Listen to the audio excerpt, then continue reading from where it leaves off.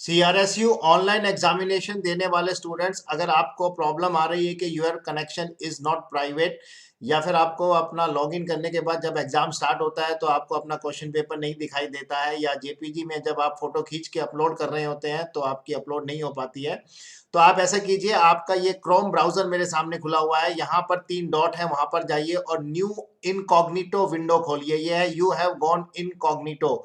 वहां पर जाकर अब आप यहाँ पर अपनी वेबसाइट लिखिए, जिस वेबसाइट पर आपका एग्जाम चल रहा है, जो है CRSU ऑनलाइन एग्जाम।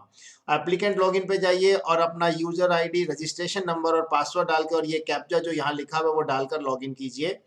उससे अब आपका होगा ये कि किसी भी तरह की जो टेक्निकल थोड़ी बहुत प्रॉब्लम्स आपको आती हैं अपना एग्जाम देने में, वो नहीं आएंगी। और आपका क्रोम ब्राउजर अपडेट होना चाहिए, चाहे आप मोबाइल से एग्जाम दे रहे हैं, चाहे लैपटॉप से, डेस्कटॉप से दे रहे हैं, तो क्रोम ब्राउजर आपका अपडेट होना चाहिए। दूसरा क्वेश्चन जो स्टूडेंट्स का आ रहा है, डू एनी 5 क्वेश्चंस, की हमें एग्जाम में 5 ही क्वेश्चंस करने हैं, फर्स्ट क्वेश्चन भी कंपलसरी है या नहीं है। और एग्जाम पेपर जो क्वेश्चन पेपर आ रहा है उसके ऊपर लिखा हुआ है यूनिट में से एक क्वेश्चन, हर यूनिट में से एक क्वेश्चन करो। मैं आपको बता दूं कि क्वेश्चन पेपर्स पहले ही छप गए थे और वाइस चांसलर ने नोटिफिकेशन बाद में निकाला है। कोरोना के कारण आप लोगों को रिलैक्सेशन दिया गया है कि आप एनी 5 क्वेश्चंस करें, कोई भी 5 क्वेश्चंस करें। और आपको रिकमेंडेड ये है मेरी तरफ से कि आप पहला यूनिट और दूसरा यूनिट पूरा कर लें, 2 यूनिट पूरा कर लें। उसमें से आपके पहले 3 क्वेश्चंस जो first, second, third, fourth, fifth question होगा, वो पांचों क्वेश्चन आपके, अगर 2 यूनिट पहली की होंगी तो वो पांचों क्वेश्चन, पहला क्वेश्चन, दूसरा, तीसरा, चौथा, पांचवा, ये सारे पांचों क्वेश्चन आपके बहुत अच्छी तरह से हो जाएंगे। अगर आपको कोई फर्स्ट यूनिट आपको करनी चाहिए, क्योंकि उसमें उस सब्जेक्ट की इंट्रोडक्शन होती है और उसमें बेसिक कंसेप्ट क्लियर हो जाते हैं। इसलिए अगर आपको सेकंड यूनिट, थर्ड यूनिट या फोर्थ यूनिट, उनमें से कोई भी 2 यूनिट हार्ड लगती है, मुश्किल लगती है, तो वो छोड़ दीजिए।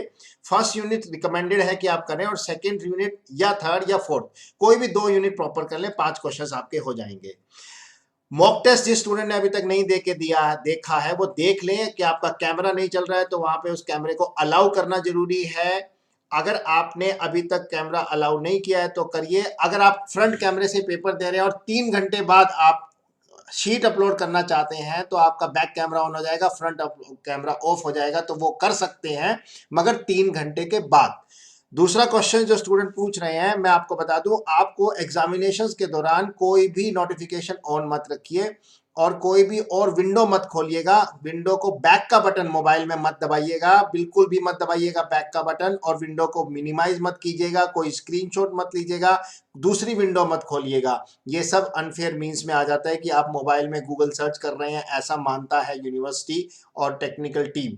अगर आप टेक्निकल टीम के मोबाइल पे फोन करते हैं, वो कहते हैं कि जो इस क्वेश्चन पेपर में इंस्ट्रक्शंस लिखी हैं उसी को फॉलो करें, तो मैं आपको लेटेस्ट न्यूज बता दूं कि क्वेश्चन पेपर पहले बना था और नोटिफिकेशन एनी 5 क्वेश्चंस करने का वो बाद में आया। मतलब आपका 50% सिलेबस रिड्यूस कर दिया कोरोना के कारण, कि आपकी क्लासेस जो है ऑफलाइन क्लासेस नहीं लग पाई ढंग से और ऑनलाइन क्लासेस लगी हैं, तो इसलिए 50% सिलेबस आपका कर दिया गया है, वो रिलैक्सेशन मिली है। अब बात आती है बीएड सेकंड ईयर के student, 4A 4B 5A 5B का पेपर 40 मार्क्स का होगा। 16 मार्क्स के 2 क्वेश्चन करने हैं और फर्स्ट क्वेश्चन के अंदर आपके 8 मार्क्स के 2 क्वेश्चन आएंगे, उसमें से एक क्वेश्चन करना है, तो आपके 16 और 16 32 और 8 40 नंबर का पेपर होगा। ये आपको करना है और 16 मार्क्स के कोई भी 2 क्वेश्चन आप करिए और फर्स्ट में से 8 नंबर का एक क्वेश्चन कर दिए, आपका 4A 4B 5A 5B आपका ये पूरा हो जाएगा।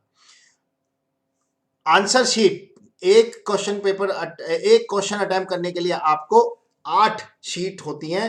कुछ स्टूडेंट ये पूछ रहे हैं 40 शीट ही अपलोड करनी जरूरी है? नहीं, जो जितनी शीट्स पे आपने लिखा है, चाहे वो 10 शीट है, चाहे 15 है, चाहे 20 है, चाहे 25 है, उतनी ही आपको अपलोड करनी है। और स्टूडेंट पूछ रहे हैं कि आंसर शीट पे नाम या रोल नंबर लिखना है क्या? नहीं, आंसर शीट पे नाम और रोल नंबर लिखने की जगह नहीं है, वो आप अपनी ही आईडी पर, अपने यूनिवर्सिटी रोल नंबर पर आप अपलोड करते, यूनिवर्सिटी को पता लग जाएगा कि ये आंसर शीट आपकी है, इसलिए वहां पर आपको कुछ नहीं लिखना है, ध्यान रखिएगा। और इसी के साथ सभी स्टूडेंट्स को डॉक्टर अजय आर्या का best of luck. Thank you.